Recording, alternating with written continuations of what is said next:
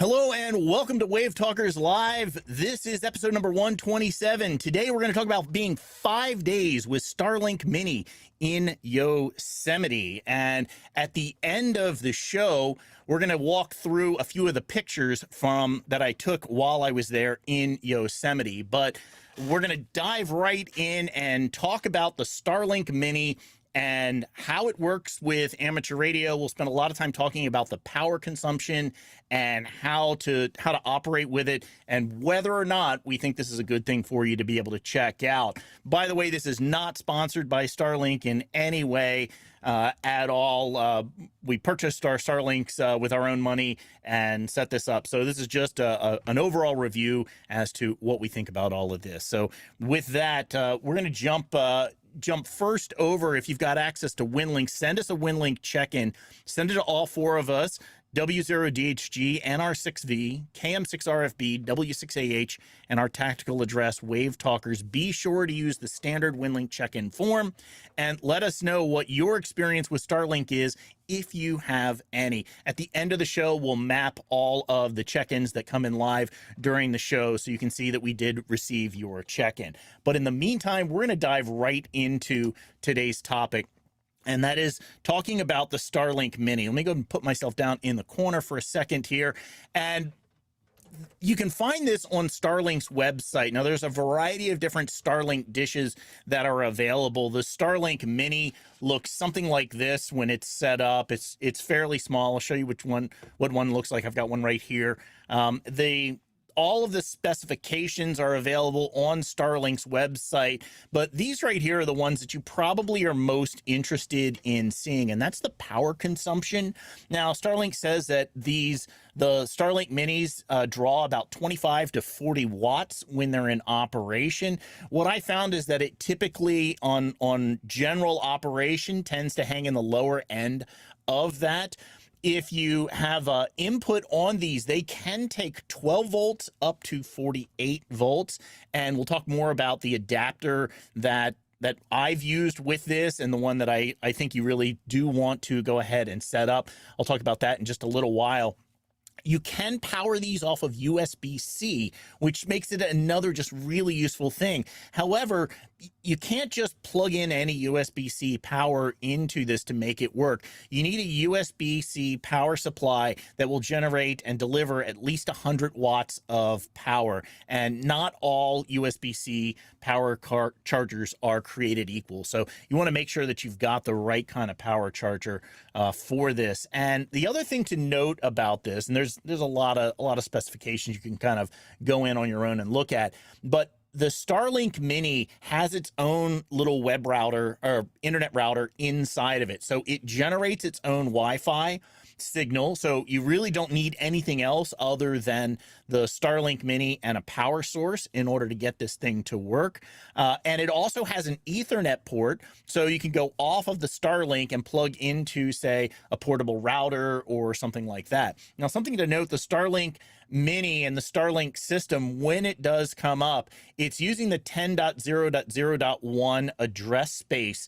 That is the default setting here. So if you are also running Arden Mesh, then you want to be aware that Arden Mesh also runs in that same address space. So you're going to need to go into the Starlink Mini, and you're going to need to monkey around with the settings inside of the server and change those settings so that it's using either the 17 address space or using the 192 address space. We've talked about that in some of the other shows, so we're not going to go into any of those networking things for right now.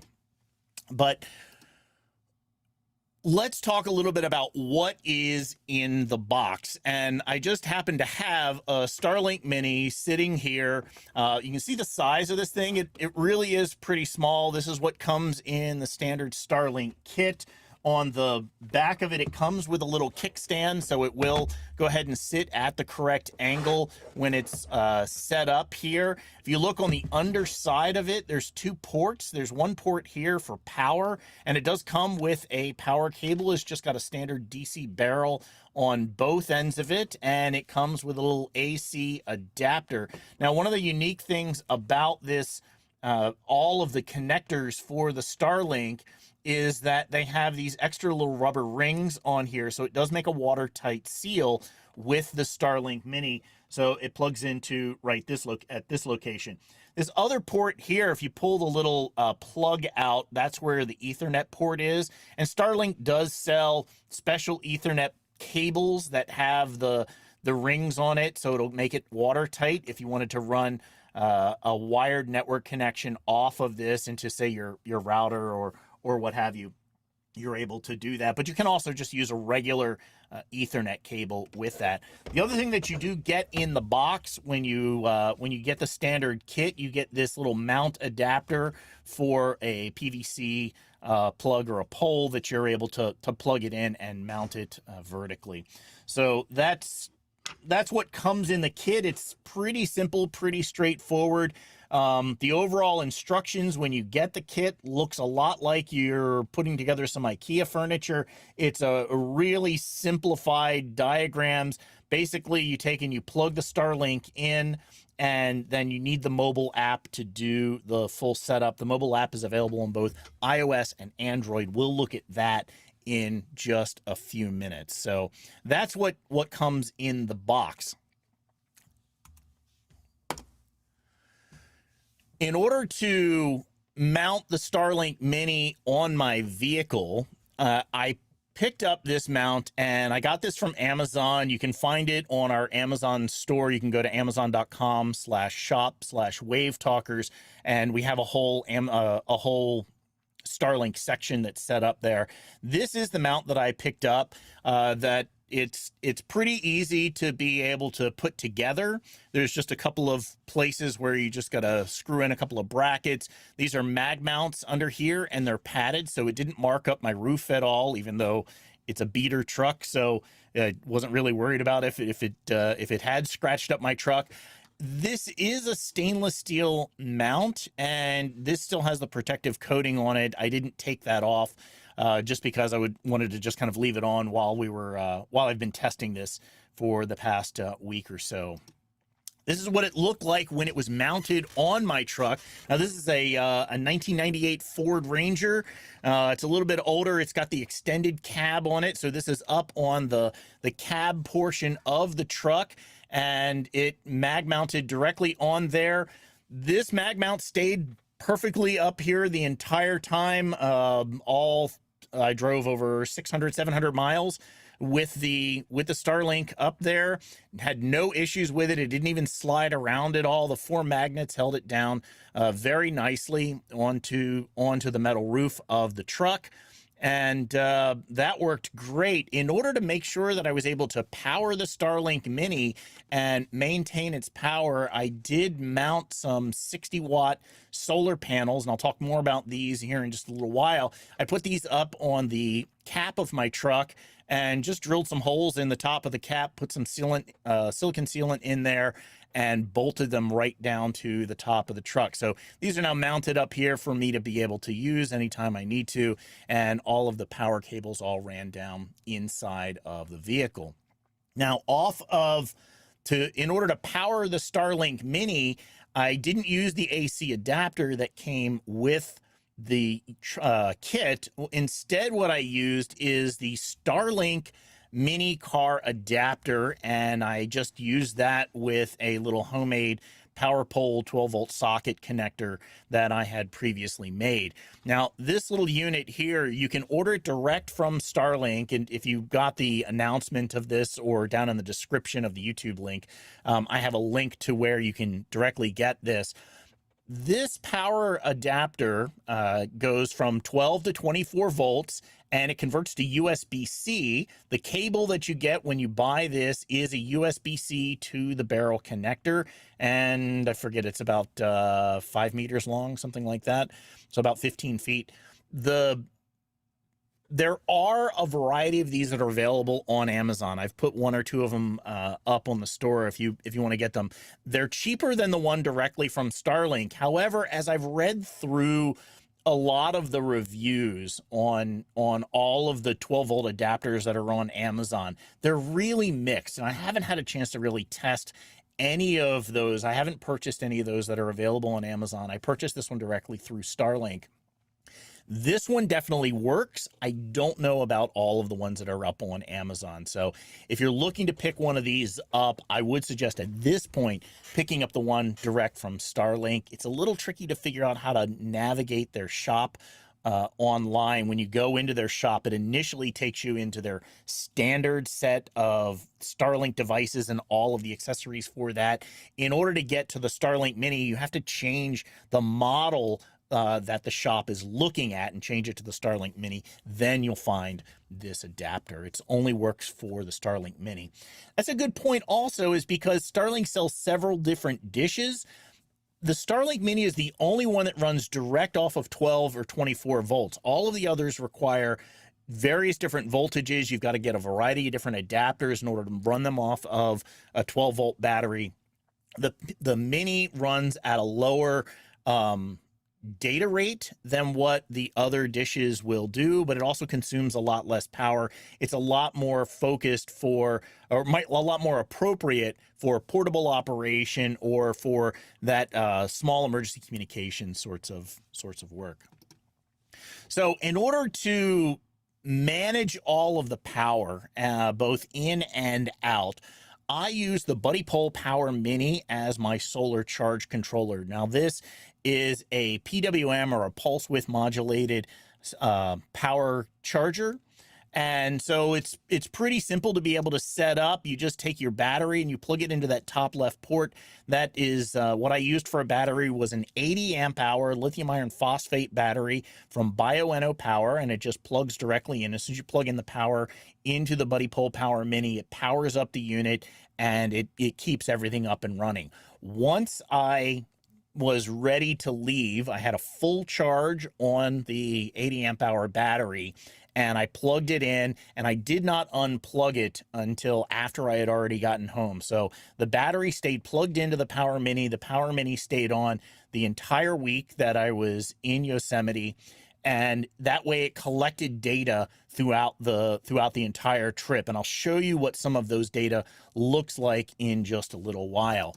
While the battery is plugged in, if you look at the screen on the Power Mini, you'll see three values on the left-hand side. The top value shows you the voltage of the battery at the current state where it's at. It shows you the current amperage draw that is coming out of the two load ports. Those are over on the right-hand side. And then it shows you the total amp hours of power that has been consumed since the Power Mini has been plugged in and had power applied to it. So those figures you'll see change in the various different screenshots that I show you in just a little while. The lower left-hand port, this is where I had my solar panels plugged in. Again, these were also by Bioenno. They're 60-watt solar panels. The specs for them say they generate up to about 3.5 amp hours or 3.5 amps in full sun.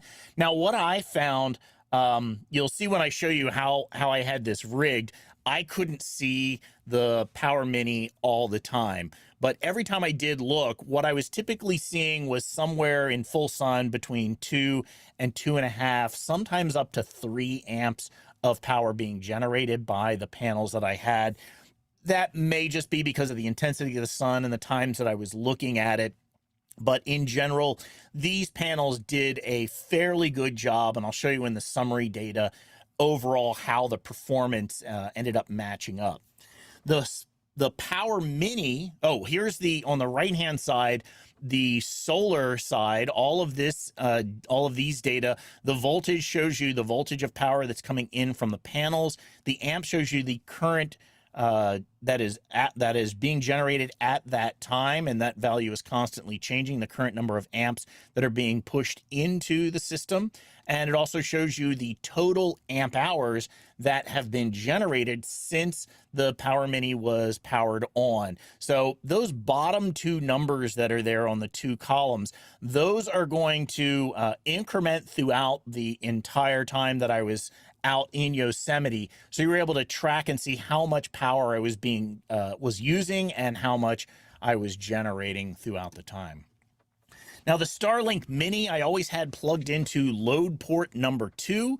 And the Starlink Mini, if you looked at the specs and you did the conversion, it says it generates or uses roughly 2.1 to 3.3 amp hours at 12 volts. Now, what I found throughout my testing was that the higher range of that, up to the 3.3 amps, I was only seeing that value during the initial boot up phase of the Starlink Mini. So when you first plug it in, it's going to pull and draw a lot more current when it's first booting up, when it's figuring out how to talk to the various different satellites and doing all its obstruction map sort of things. It draws a little bit more power then, but once it gets going, what I was typically seeing was generally about 1.8 to about 2.2, 2.3 amps of power drawn out of the battery on a pretty regular basis. So that seemed to be the number that I ended up using for all my calculations was roughly about 2 amps for normal usage of the Starlink Mini. But that's the ranges that are in there. And I could see that, and you'll see on the screenshots, again, these values that are here on the lower left side are going to show you for what all of the load ports for load port 1 and 2 are. Now, in load port 1, I had an FT897 plugged into it. Now, if you look at the specs for that, it says it draws about 1 amp on receive and it draws about 15 amps on transmit. I did not transmit or use the radio very much. It was more there if I wanted to be able to play radio, but I did use it a little bit. I'll show you where those figures come into the overall calculation. And so anytime you see the left-hand side, remember that is the combination of the current draw on those other two. This is what my installation looked like. It's not very fancy. I literally just took the 80 amp hour battery. I stuck it in the jump seat behind my seat. I had the Buddy Pole Power Mini just sitting on top of it. The solar panels and the battery are plugged in on the left-hand side. Load 1, again, is connected to the radio. And load 2 is the Starlink. You can see the little adapter that I had set up here. And the way that I would manage the power after the first 24 hours was to simply reach behind the seat and just unplug this connection here. And I would use the Starlink as I needed it throughout the week. This is what my setup inside of the truck looked like. Again, not very fancy. This is the 897. I literally have it just screwed to a board here and have it tied down into the middle section of the seat. So if I did want to operate, I was able to do that. I did make a couple of contacts while I was driving on the drive up, but not very much. I wasn't really focused on trying to play radio while I was driving. I wanted to just test the overall Starlink setup. So this is the travel route that I took. Is approximately 300 miles from Ventura, California out to Yosemite National Park. It took me roughly about 6 hours to be able to get out there, a little bit more, maybe a little more, a little less to get out, including a few stops that I had to make along the way. For HF, I listened for roughly about an hour of those 6 hours. So just a little bit of current draw on that, probably about 6 amps that I pulled out. And then I really only transmitted for about 10 minutes. So not very much on the usage of the HF radio. And that's pretty much all I used throughout the trip. I periodically would turn the radio on and then turn it off. But that was all plugged into the main system. But you can kind of see the distance that I had to drive in order to do that initial test. Now, with the Starlink Mini, you really want to have open sky, or while you're driving, open freeway for when it's running. The 2 speed tests that you see on the right hand side, these are screenshots that I grabbed while I was stationary when I was doing some of the setup of the Starlink when I first got it, plugged it in, and was checking to see what kinds of speeds that I was getting. Typically in open sky area, I was seeing about 100 to 200 megabits per second down and about 11 to 23 megabits per second uplink for my data, which is just amazing to be able to have. Now, while I was driving, I did stop a couple of times. I set up my phone to be able to capture a speed test so that all I had to do was just reach up and just touch one button and it would run the speed test. I don't have any screenshots of that because I was driving and didn't want to like mess with the phone or anything. But what I was typically seeing was about 40 to 80 megabits per second down and about 10 to 15 megabits per second on the upload while I was driving at up to 70 miles an hour. So the fact that it works so well en route while you're moving, I was really impressed with. The way that I tested the throughput while I was driving was I set my phone to be just Wi-Fi calling only. So I was not connected to the cell towers the entire time while I was driving. I was only connected to the Starlink while I was inside of the truck. So all my navigation was handled off of that. If I was listening to music or anything like that, all of that came over the Starlink for streaming. And then I did make a few phone calls. I spent some time talking to Scott and some other folks. And what I found in general was the Starlink managed those phone calls just fine over the Wi-Fi calling setup within the phone.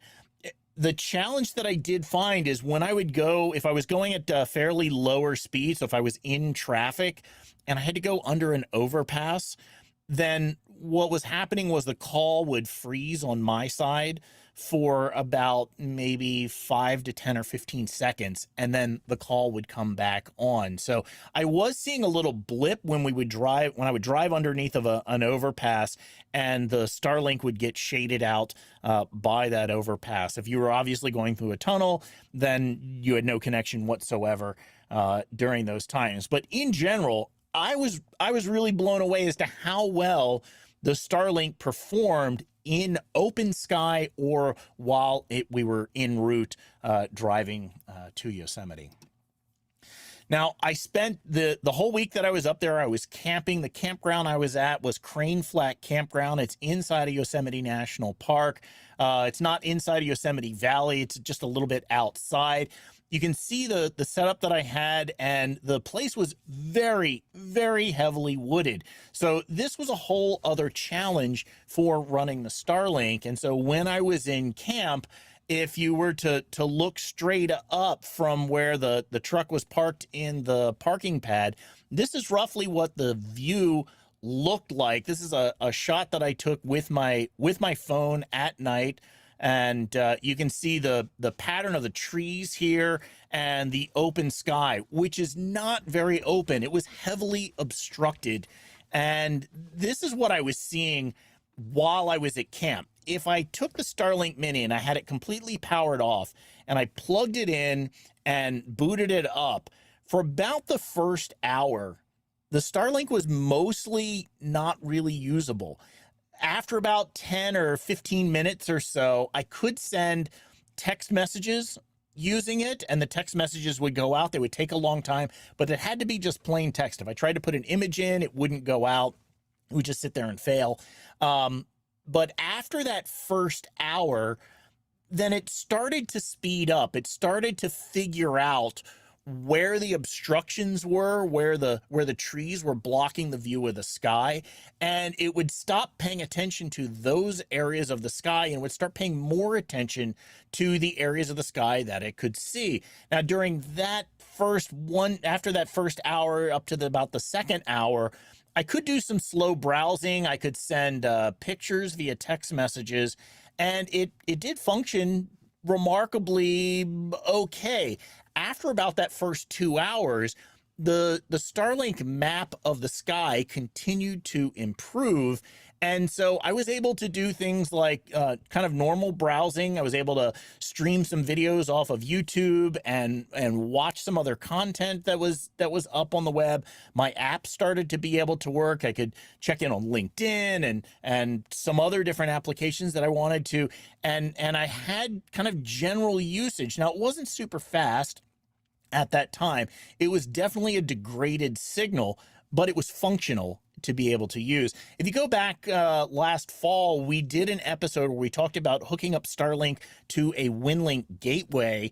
And certainly even in an obstructed view like this, after about that first 2 hours or so, after it had built the obstruction map, I think this would still work fairly well. Now, I didn't set up a WinLink gateway to fully test that while I was out here for this test.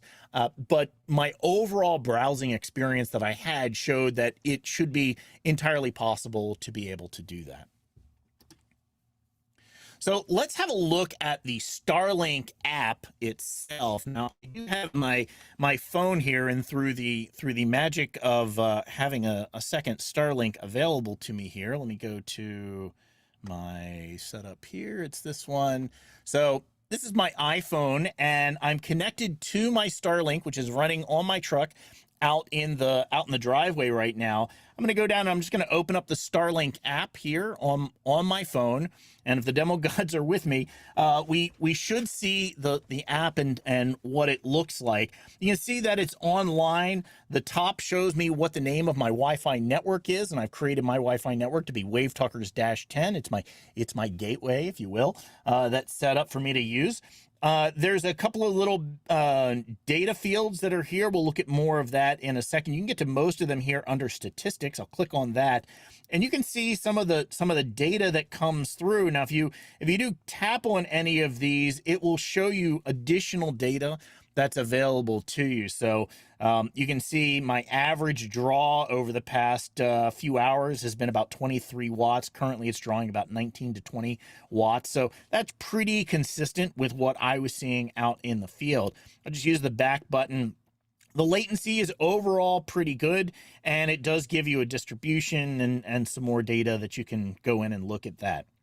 I'll go back out here. The network is going to show you information about your network. You can get all of the IP configuration, its MAC address, and all that other information. You can do some advanced settings to be able to configure your network. I'm not going to go and show all of those data here on the live stream, but let's go ahead and look at the obstructions. So this is kind of a cool thing. When you click on the obstructions, what the Starlink Mini is doing, and all the Starlink devices will do this, they will continue to calculate from where it's sitting right now what obstructions it's seeing in the area. Is there a telephone pole, or is there a tree in the area? And this is clickable, so I can click and drag around this, and you can see the orientation out.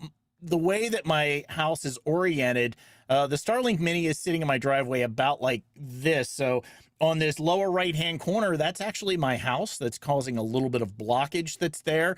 On the left-hand side, that's some other trees that I have in my front yard. But for the most part, I've got a pretty clear view of the sky right now. If I was underneath if I was at the campground, over time, you would see this map of the obstructions, and it would show where all of the trees were located, all of those different obstructions. And what the Starlink does, it has a small array of mini antennas that are inside of the flat panel of the dish, and it uses electronic steering of those small antennas in order to focus on the areas of the sky where it's got clear usage, clear access to the array of satellites. Now, Starlink is one of these systems where there's a giant array of little mini satellites that are constantly orbiting around the planet. And what the Starlink does is once it establishes connection with the network, it's constantly jumping to the next satellite as the array of them are flying overhead. So it really does want to have that continuous view of the satellites, as clear of a view of the sky as it can, in order to maintain all of its connection. So this is the obstructions view. There's even an option down here at the bottom. There's a camera option that you can click on, and you can take some pictures. You stand right there by the Starlink, take some pictures of the sky, and it will do an initial calculation for you of what the area looks like, what the obstructions are based on the picture. There's also an aligned Starlink link here, and if you click on that, you can see here my Starlink, because I'm literally just parked in my driveway right now, and the Starlink is oriented along the normal axis of the vehicle. If I was to go out there right now, I could take and physically turn the Starlink, and it would show me the little white box, and it wants me to rotate this in the counterclockwise direction until the two rectangles align with each other. So if you're in a stationary location, this is a great way to go in and just correctly orient your Starlink dish so that it's set up to the correct orientation to maximize its connectivity to the satellites as they're flying over. So it's also telling me that the tilt of the Starlink is incorrect, and that's understandable because it's mounted on the roof of my truck, and my truck is parked in my driveway, which is on a fairly steep incline, and it's the exact opposite incline as to what the Starlink really wants. If you look at the Starlink itself and you see the little kickstand on here, when this is sitting flat on the ground, it is in the correct angle for optimized connection to the satellites. Let me jump back out here. There's that alignment option, and this is just another way to get into this. There's a direct link right off of the main menu for there. Here's also a speed test. I can go ahead and click on this. Now, speed test has two ways to be able to speed test. So I'm going to click the start button, and we're seeing live data right now, and actually is running pretty slow as we're watching this. Sitting in my driveway right now, it's really only getting down. We'll see what it fully comes out with. So it's doing pretty slow. That's understandable. There's a G4 magnetic storm right now, which is causing a lot of RF interference all over the place. So this is live. What we're seeing 52 megs down, and we're seeing 6 megs up. It's still usable for being able to do a lot of work. It's got a 20 millisecond latency set up here. If I click on the advanced setting, then I can also try and do a connection and do speed test from my phone out to the router, which is going to test my Wi-Fi connection out to the router, and then how that connection goes all the way up to the satellites and back down and so forth. So there's a couple of options that are there. Settings, you can go in and you can really customize just a few settings. Let me go into that. When you first bring it up, you've got the router configuration set up here that you can do. Here's my wireless network that I've set up. You can do some content filtering if you wanted to protect various different users from being able to access specific sites or anything. That's available on here. All this is under that first router tab. You can also reboot the router. You can set up custom DNS. There's all kinds of different things you can set up here. If you click on the Starlink tab here, though, there's a couple of settings that you really want to be aware of. The first one is snow melt. You want to tap on that, and unless you're in an area or under conditions where you're likely to be getting snow on the dish, you want to make sure that you turn snow melt off, because what snow melt is doing is it will periodically power up the surface of the dish, and it'll actually generate some heat out of here in order to melt any snow that's going on. Now, if you're trying to optimize power usage for long-term operations, this is definitely not something that you would want to have on unless you really do need it. So that's something you do want to go in and turn off. You can also set the sleep schedule, and this is something that I didn't find initially. I wish I had found it because it would have saved me a little bit of hassle. The way that I managed the sleep schedule was I simply went to the truck and I just unplugged the Starlink after the first night. But you can set this up and it'll run in a lower power mode for that. You can also run software updates. Now, one of the things that the Starlink does when you do plug in the Starlink and it makes its connection, it's going to automatically try and see, hey, do I have any updates? And it's going to do that right away. It's going to run those updates, and you just kind of got to wait while it's doing that. There is a way to be able to reboot from here and get into some other advanced settings, including resetting the factory settings, and you can reset the obstruction map. So if you move to a new location, you're going to want to slide to reset that, and then it'll do a new calculation of what obstructions are in the area. That's kind of the overall of the way that the app works. There's not really a whole lot to it. It's pretty simple, pretty straightforward to be able to use the app overall. So let's go back over to our slides and get back into the presentation.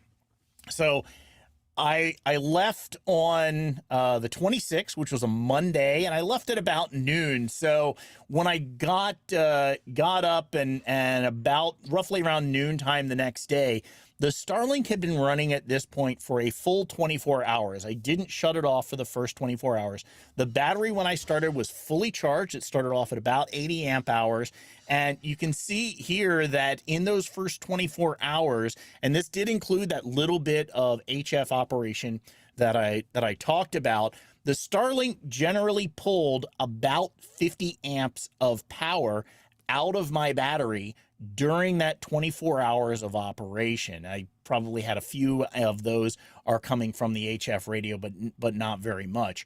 The solar during that same amount of time generated, that 60-watt panel generated about 24 amp hours of power that went back into the battery. So my overall net usage was really only about 25, 26 amp hours that were net pulled out of the battery that I wasn't able to generate back in.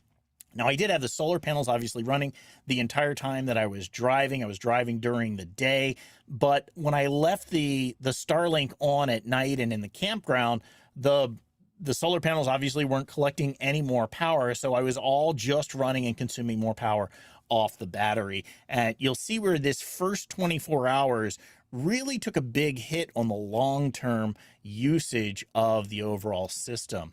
The next 24 hours, so this is later that day, so this is on the 27th, I had unplugged the Starlink once I got into the Yosemite Valley. One of the things that I learned when I got into the Yosemite Valley, Yosemite has really pretty good cellular coverage inside of the valley itself. Once you go outside of the valley, there is absolutely no cell coverage. So anytime I was outside of the valley, I was entirely reliant on the Starlink for any connectivity. Inside of the valley, once I had found a place to park and was set up with the truck, then I was able to unplug the Starlink from there and just go ahead and charge the battery. So in those 5 hours, I was able to put back in a good amount of power back into the battery. So I had a little bit of a positive in my overall net operating power budget that I had going on here. And that was just for about 5 hours of charging. Now, one of the things that I did notice also is parking in Yosemite Valley is really hard to come by. So I was lucky to find a spot in the sun, but I wasn't getting probably the full 5 hours of full direct sun because the trees are very big and they would throw a lot of shade over the panels fairly quickly. So I even questioned about how many hours of actual solar I was getting charging on the overall system. But these are just the real world numbers that I had. So this is the next morning. So this is on the 28th. Roughly again around noon time, you can see that I had overall pulled a total of 64 amp hours out, and I had put a total of 37 amp hours back into the battery. Now, I didn't capture screenshots the next day, but when I did get home after the whole journey home, this was my final total.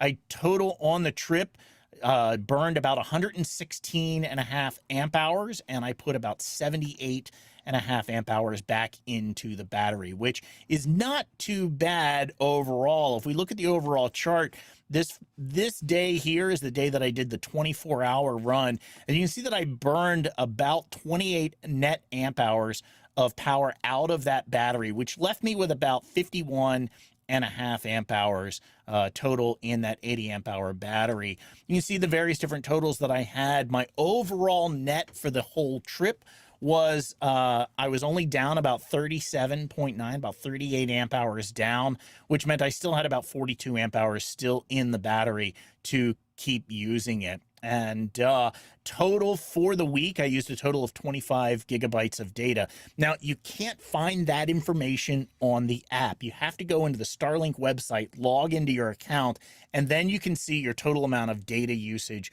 that you've got. The plan that I signed up for is the 50 gigabytes of data for an entire month. So I used about half of that data during this trip. And if you look at the next chart here, this is going to show you roughly what I was doing each day over the 5 days. So the driving hours and the total hours of operation are all kind of ish. They're kind of rough figures, but you can see that once I had this initial large deficit of usage, I didn't really recover from that fully, but I was able to, by managing how many hours I was running the Starlink versus how many hours I was charging, I was able to manage the power overall fairly well or during that time period.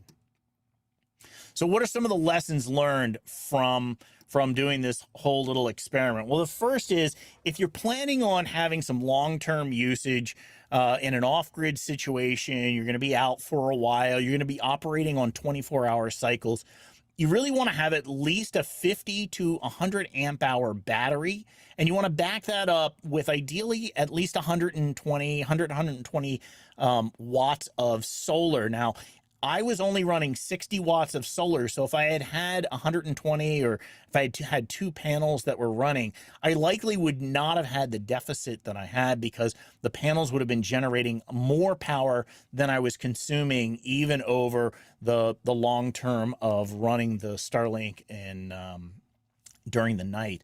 If you're just doing for day use, we're going to go out for the day, you're going to operate the Starlink, you can probably get away with a 20 to a 50 amp hour battery, and you just want to back that up with at least 60 watts of solar, more if you can get it. That should keep you operating fairly well throughout that time. So some good numbers to be able to just have in your mind as you're going through. Now, again, this was just my usage that I had. I didn't do extensive testing to really check all of the numbers. So you just use these as kind of ish numbers as you're planning. A clear view of the sky is really strongly advised. The Starlink Mini performs so much better while it has full access to the sky. However, in heavily obstructed skies, so inside of a forested area, it simply took additional time for the obstruction optimization to be able to run. It was usable, but it was definitely much slower in that situation. But especially if you're using this for MCOM, where you're trying to use it for doing things like hooking it up to a WinLink gateway, where your overall traffic is relatively small, this should not be an issue, at least from the testing that I was seeing. Keep in mind that you definitely want to make sure that you do give it time to be set to be able to set the thing up and build that obstruction map. That initial 15 to 30 minutes are the most unstable time, when your Starlink is going to kind of work and then kind of not, and you're going to have lots of connectivity issues during that first initial 15 to 30 minutes.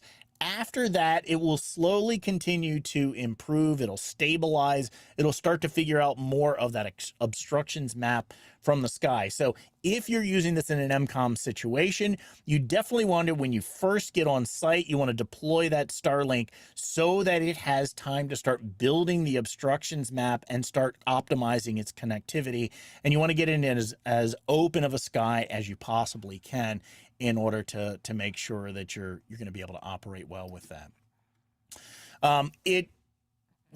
Surprisingly, it works well up to about 70 miles an hour on open freeway. I really didn't have a whole lot of issues when I was driving and was able to make connections, being able to talk with just Wi-Fi calling. It used my navigation system just fine, and updated maps. I was able to stream audio pretty much the entire time. I had no hiccups even at all for any of the audio streaming that I just routed into the stereo system for the vehicle, so that I could just kind of constantly be testing what that connectivity felt like while I was driving. The Starlink did struggle, though, as I was driving inside of Yosemite. Obviously, I wasn't doing 70 miles an hour. I was driving the speed limit, which is generally about 35 or less inside of the entire park. And much of the park is all covered or partially covered in trees.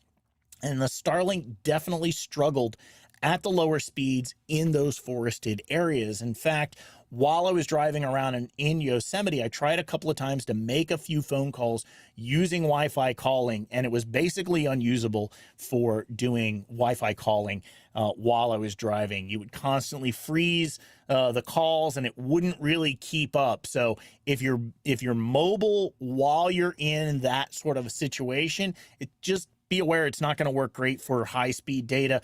It still did keep up with the streaming of the audio while I was driving, and that worked just fine. But things like voice calling over the Wi-Fi just flat out didn't work as well as I had hoped. So for a backup path or for portable or off-grid operation, I do think the Starlink Mini is an excellent choice. It works off a 12 volt, so it's compatible with all of your current gear that you already have set up for amateur radio or for emergency communications. If you do have AC power, then you can certainly power this thing as long as you need to. It does a good job for what it does, and having it as a small portable setup. I really was overall impressed.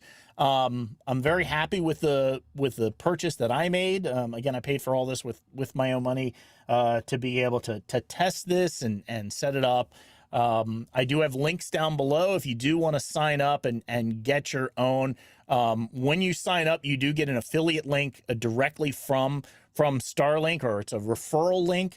So if you use the link that's in there and you buy a Starlink using that link, then you get a free month and I get a free month of service as well. But otherwise, this is not an affiliated program in any way. Before we move on, because I was there in Yosemite all week, much of what I was doing a lot of photography. I'm really into doing a lot of black and white photography. So if you're still hanging around, here's a few of the images that I captured and that I processed while I was there on the trip. So let's just walk through just a few of these. This is a view of Yosemite Valley. The place really is an absolutely magical place. This is a view from tunnel view that you're looking straight down the Yosemite Valley. You've got El Capitan here. You've got Half Dome back in the back. You've got Vernal Falls, and you're looking straight down the valley. In order to get this view, you need to come in through the southern entrance of the park down near the Mariposa Grove, and you come through this long tunnel just as you're coming into the valley, and you're greeted with this just absolutely breathtaking view of the Yosemite Valley. This is down on the valley floor. Again, you're looking at El Capitan over here on the left-hand side, and the Merced River is just kind of just flowing through in this location. This is Yosemite Falls. Again, we're looking over the Merced River. This is a little bridge that crosses from one side of the valley to the other. This is Half Dome, which is back at the back end of the valley. It's very proud back there. It's absolutely beautiful to be able to see. Again, Yosemite Falls. This is one of the meadows with a couple of hikers that are kind of walking along.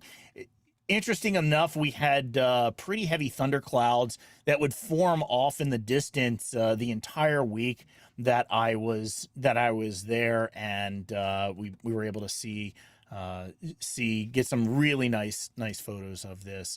This is a view right from the base of El Capitan, looking to the south, and so it's looking at the backside of the Yosemite Valley. And then if you flip 180 degrees around the other side, this is El Capitan, and you can see there's a tour trailer that's here. This kind of runs throughout the valley, and in this picture, if you look very closely and blow it up incredibly tight, you'll see, and I'll put this up on the WaveTalkers website. There's a little half moon carved right along here, one of the grooves, and there's a group of climbers that are right down in here that are bedding down for the evening. There's a little tent that's hanging on the side of the cliff that's over in this area. There's another tent. You can just see there's a little tiny black spot right there. That's a tent with a group of climbers in it. And then up here, you'll see a couple of bands, and there's actually 3 groups of climbers up here. It is remarkable just how immense the cliffs are in these areas, because when you start looking at the tops of some of these of some of these mountains. Here's another view of El Capitan. Again, this one was taken from tunnel view. These little dark spots up here are full-size trees. It's just that huge to see when you're, it's hard to describe the scale of what the Yosemite Valley, these big giant granite formations are when you see them. It's absolutely extraordinary, magical place. If you have not gotten the opportunity to go to Yosemite National Park, I highly suggest going and plan on spending several days there. I was there during the week, and I had great access to be able to park and move around the valley. But Friday morning, it was time for me to leave. It was the weekend, and I sure as heck had a very hard time finding any place to park. The place got very crowded very quickly. So middle of the week is definitely, if you can swing it as a time to be able to go. It really makes being in the park absolutely an incredible experience. So with that, I'm going to jump back up into the booth here, and whoops, why do I have, oh, I guess I can turn that off. I'm going to jump back up into the booth here, and I'm going to while I bring the guys up real quick to check out some of their setups that we've got, I'll go ahead and start checking in on downloading some of the check-ins here. And David, do you have your camera on? I saw David was in here earlier.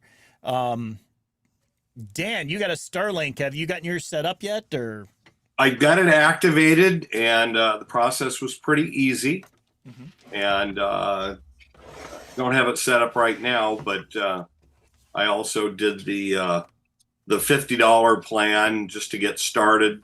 There are a variety of plans. That's probably the most confusing part of it is all the different plans. But getting it set up was not difficult.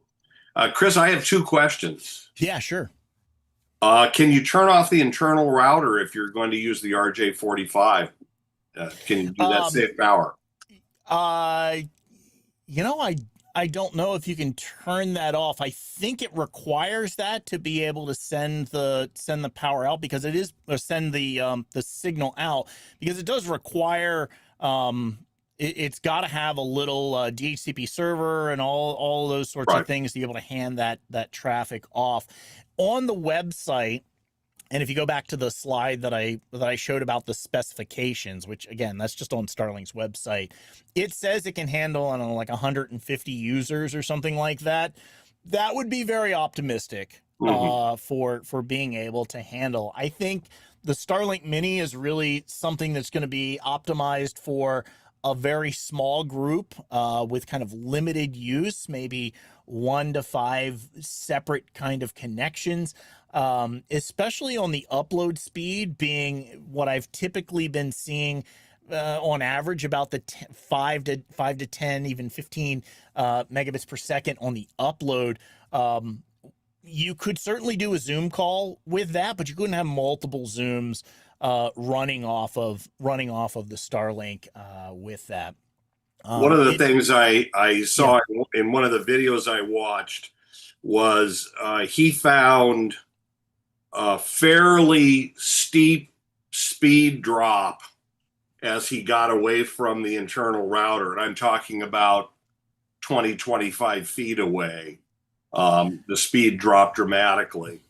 Yeah, so that's your typical thing that you're going to see with Wi-Fi. Now, the speed test that I was running, all of the data that I was showing, was the dish itself connected to the satellites. And you can do this on your own home network. If you're plugged into your router with a wired connection in your home and you run speed tests, you're going to see much faster speeds.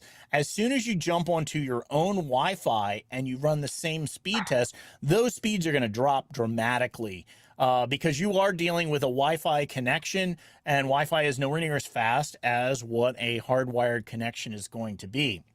Now, I will say, while I was set up in, when I would go into the valley, I would leave the Starlink running for a little while, and I would kind of walk around to kind of see how far I was able to maintain a connection. Likewise at the campground, and I was seeing a good maybe 150 to 200 feet that I was still able to connect to the Wi-Fi. It was degraded, but it was usable at those kind of ranges. Certainly the closer you are to it, the better. One of the things that Starlink does sell is they sell a mesh network setup where you can have an external router and it can, jump on and join on to that. If you go back to the episode where we've talked about networking, and we showed setting up your own network connections and your own access points and so forth, if you pull the signal directly out of the Starlink Mini via that Ethernet connection, you can drop it into one of the WAN ports of your own gateway and then spread your network out as much as you need to. It does work fairly well. One of the things you likely will find in emergency communications, you'll find different groups that are going to have Starlinks that are going to be connected. So if you do have the setup that we describe in those episodes where you can bond multiple WAN ports together, then you can actually bond multiple Starlinks together as well. Or you can bond Starlinks to say hotspots for FirstNet, Verizon, and so forth. I didn't do any of that while I was operating during this time. I just ran off of the Starlink itself. Whenever I was outside of the valley, for the most part, when I was in the valley, I would turn the Starlink off, and I did have my hotspot, and I could just stick that in my backpack as I was walking around on the valley floor, because I did have good connectivity on the cell signal. The other question I had was, and you may not know this, but when you're in an obstructed situation and the Starlink is, working to build that map, does that require more power?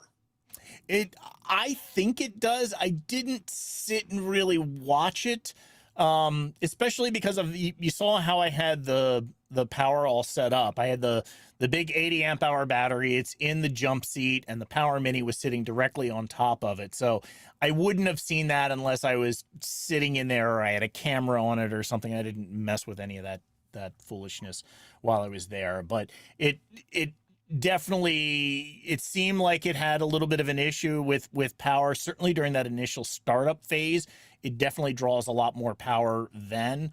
And by a lot more power, I mean it was closer to the 3 amps of power than it was to the 2 amps of power.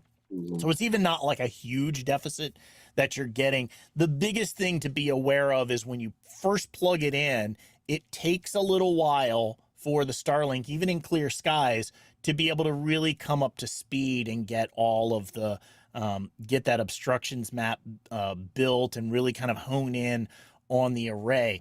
Now, something that we're probably seeing right now, we do have that G4 solar storm that's going on currently, which has got HF propagation all just absolutely a mess.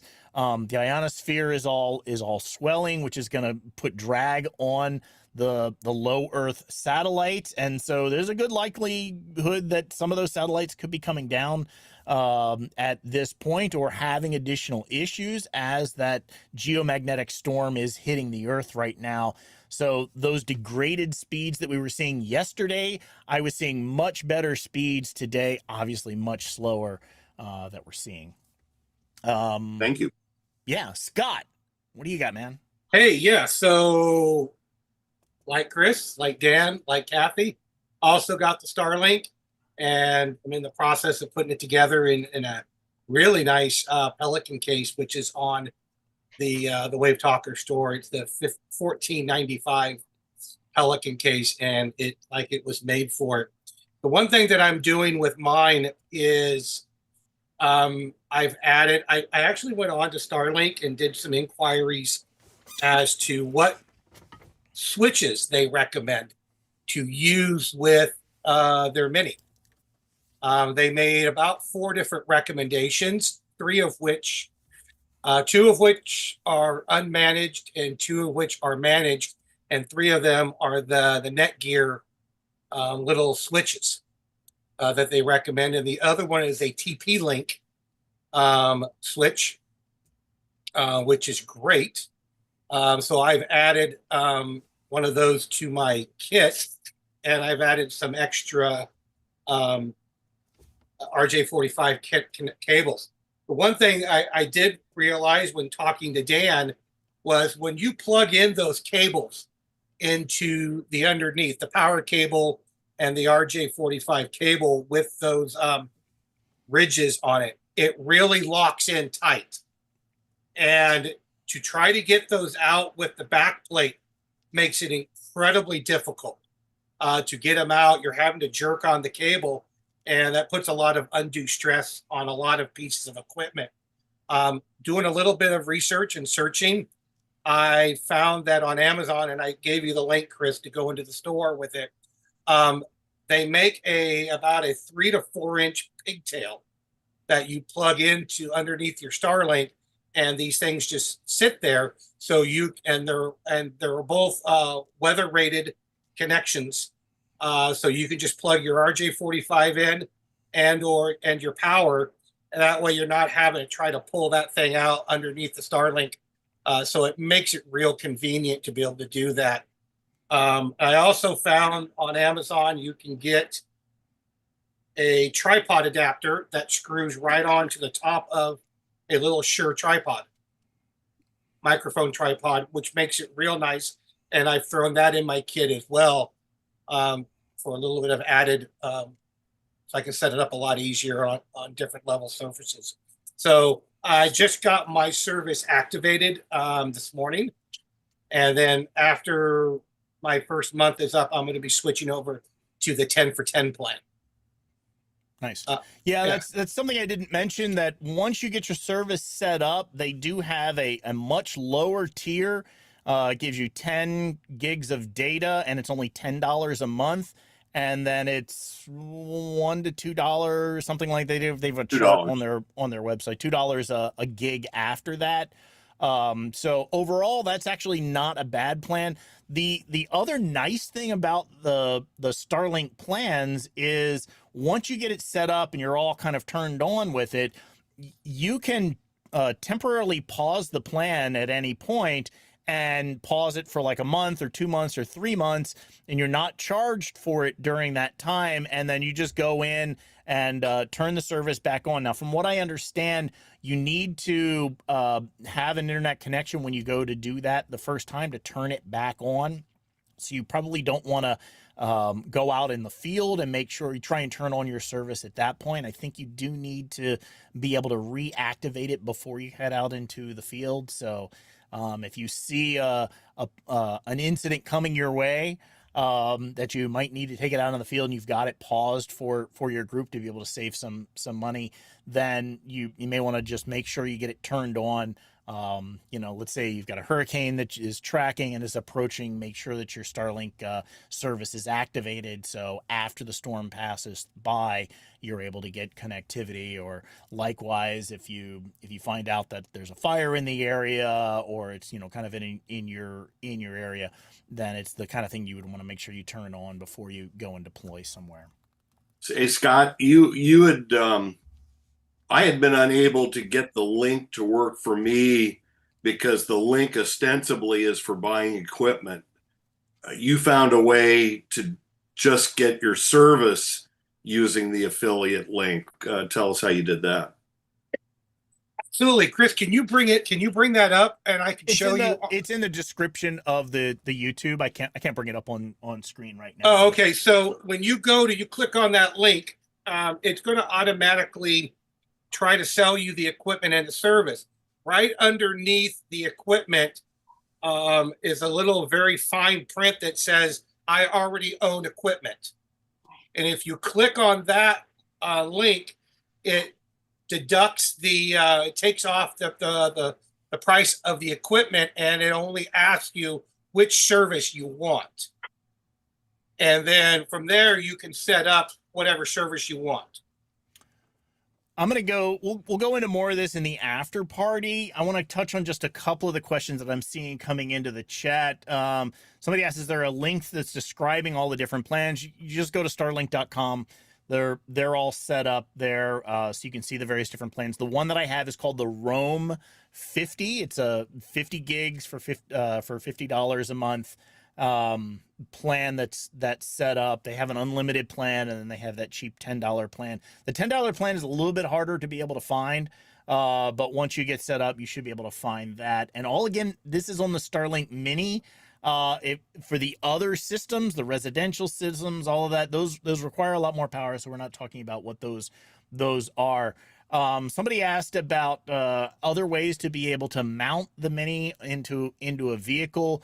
We have up on the Amazon store, there's a suction cup mount. So if you've got a sunroof, you can suction cup it to the sunroof or into the window, so it'll mount in there and get your connectivity. Somebody asked about whether or not you could mount it underneath of a fiberglass camper shell. I don't know.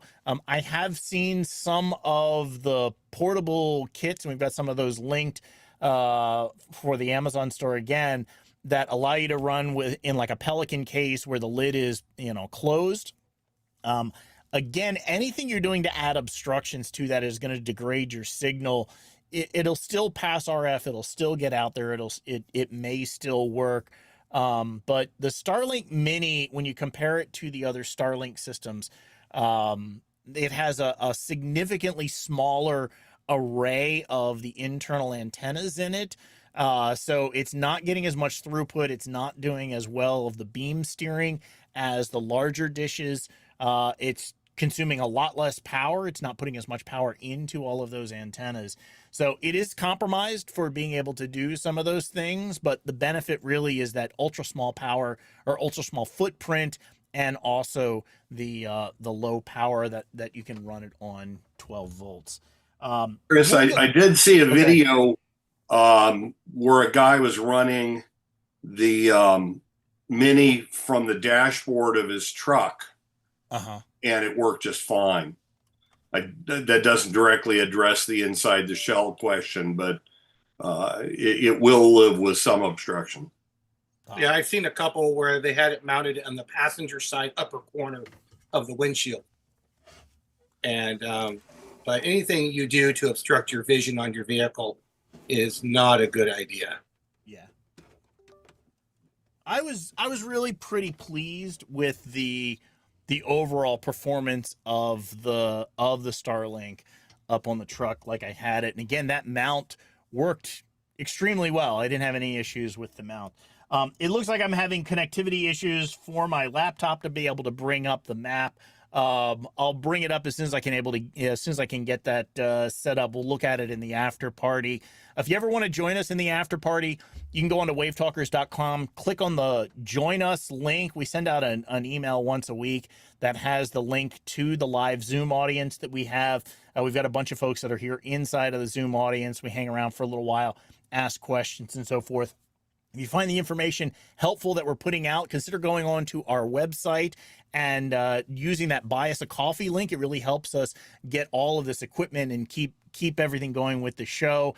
And even if you don't want to do that, make sure you go onto the YouTube channel, like the video, subscribe if you're not already subscribed, and we'll see you guys next week. Thanks a lot for joining us for Wave Talkers Live, episode number 127. Thanks a lot. 7-3, everyone.